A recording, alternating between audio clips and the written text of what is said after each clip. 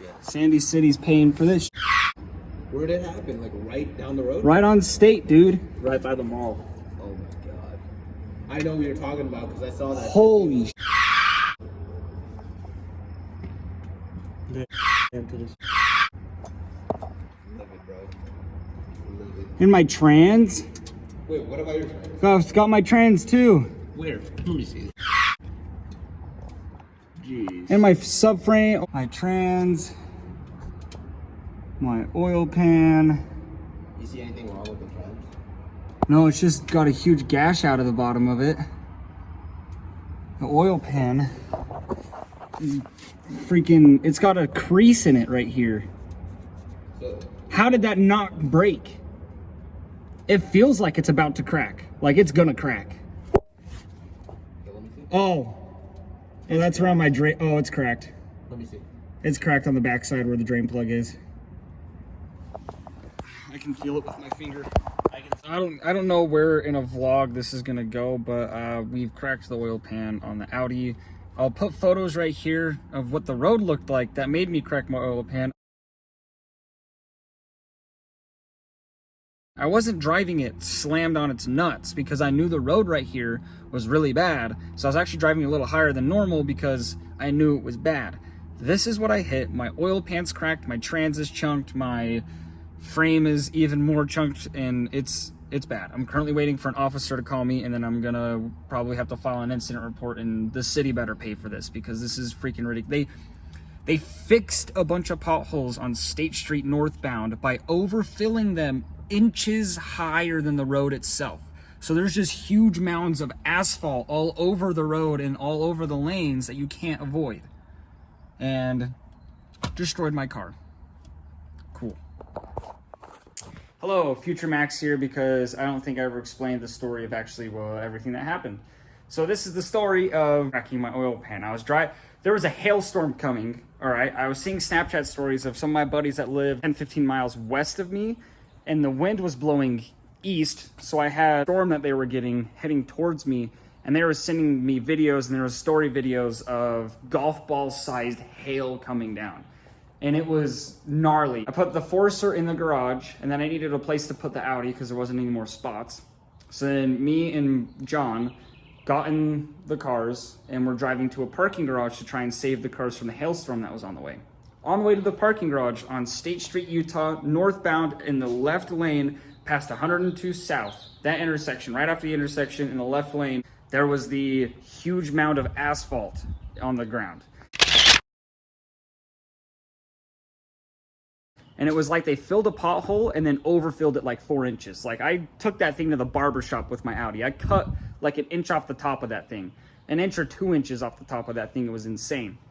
And I jumped the car when I hit it. Normally when you crack an oil pan, you actually don't want to shut the car off because the car staying on helps sucking the oil up into, it keeps oil in the pan if you keep the car on. So you don't because when you shut the car off, then all the oil isn't getting pulled up anymore, and it just all the way out. But because I hit so hard, I thought I took it off. I thought it would have been in my oil pickup. I thought I hit so hard. I was like, even though you're supposed to keep the car on and try and keep oil in the pan so you can maybe get it somewhere, I was like, no, threw it in neutral while I was still rolling and shut the car off and pulled over. Luckily, it wasn't spewing oil like I thought it would have been. Pan actually took it pretty well. I told the city what happened because I wanted the city to pay for the damages because there should not be something that tall sticking out.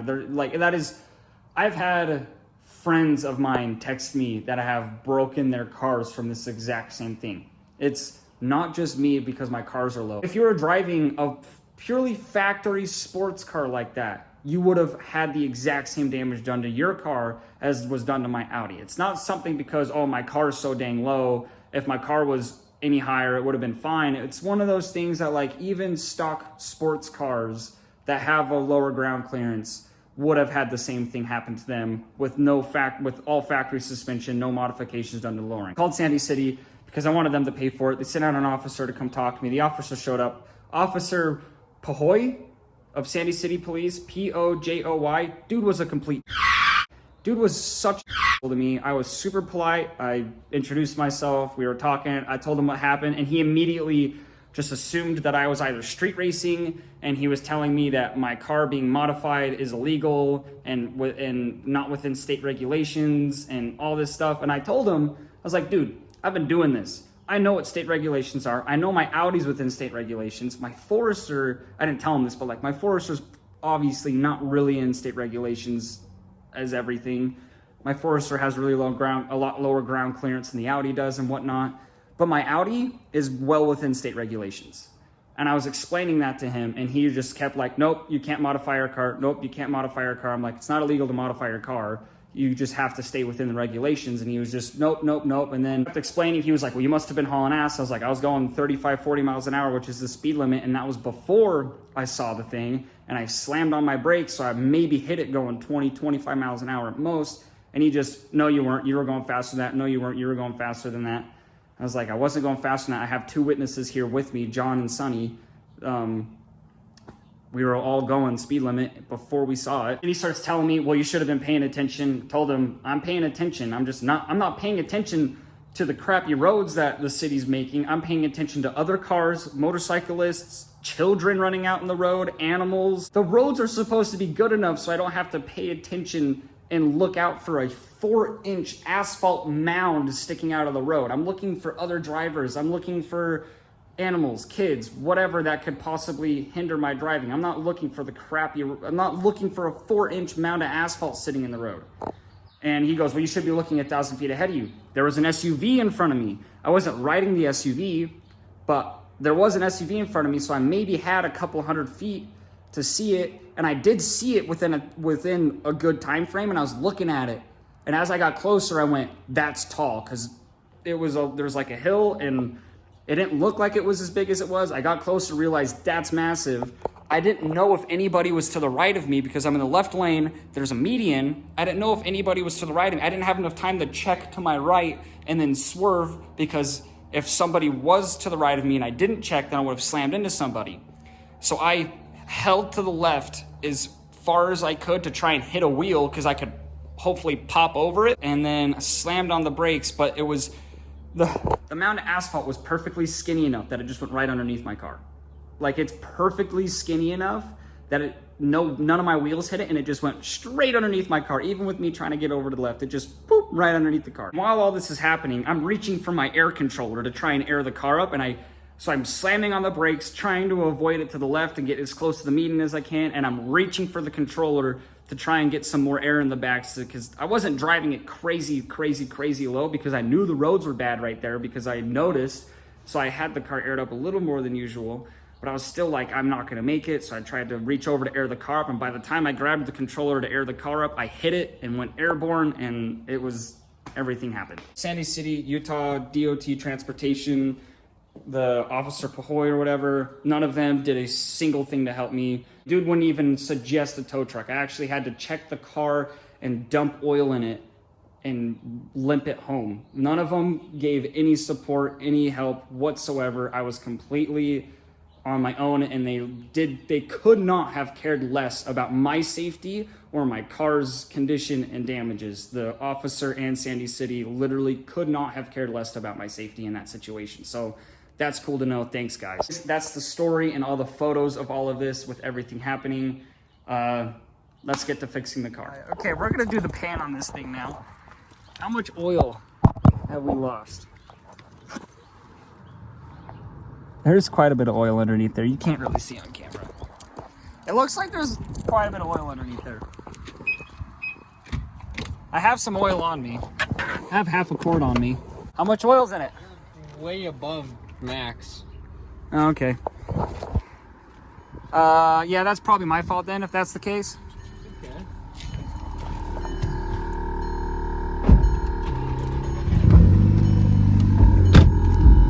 I have a personal Audi technician at my house right now. Do you guys do house calls now? Is that what's going on? No, definitely don't.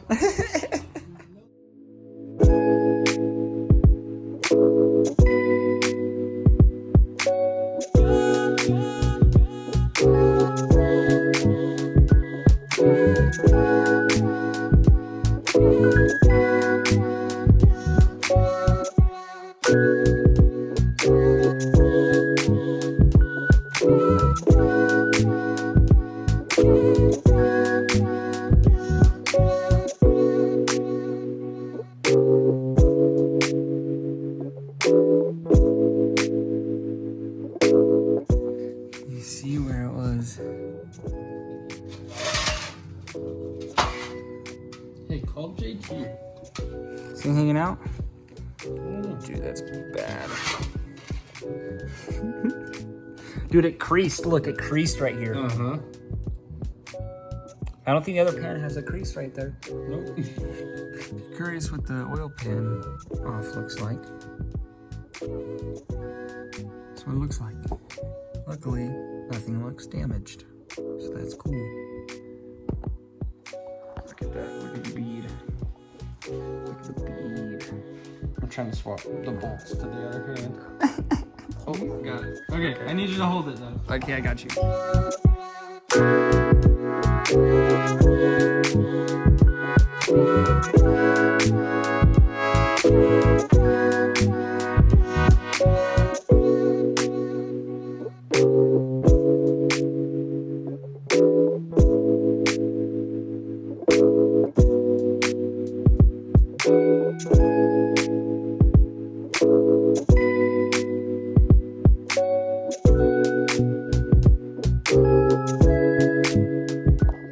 It is a new day with the Audi.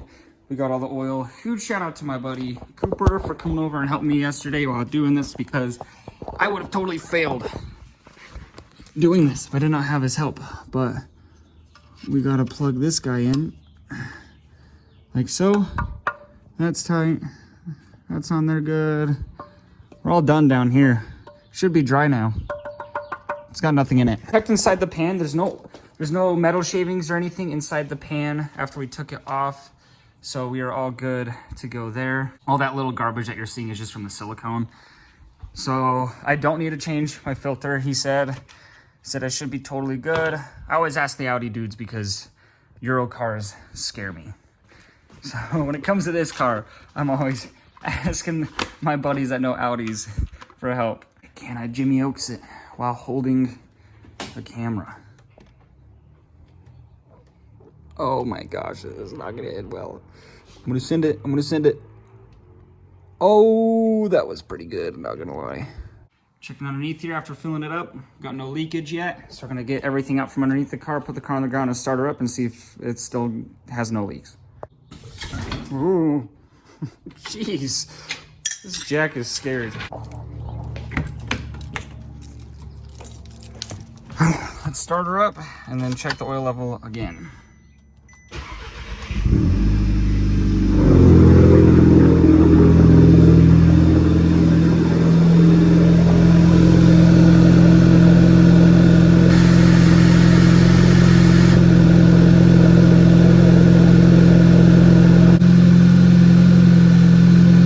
I think we're good. Oil level, if it'll focus. Oil level's good. So throw that back in there. And that means we're fixed. We're done. But I can't drain that into that bucket because that bucket's full. So I got to go take that bucket to O'Reilly's, drain that bucket out of O'Reilly's so then I can drain this in that bucket. This is such a process. This is so annoying. And then I got to still clean up all this and throw all this away. So I get to O'Reilly's and my compressor stops working halfway here and I'm all, what in the world is going on? I start checking my wires. Sick. That's cool. So good thing I'm here because I can fix that now. Okay, I just rewired it again.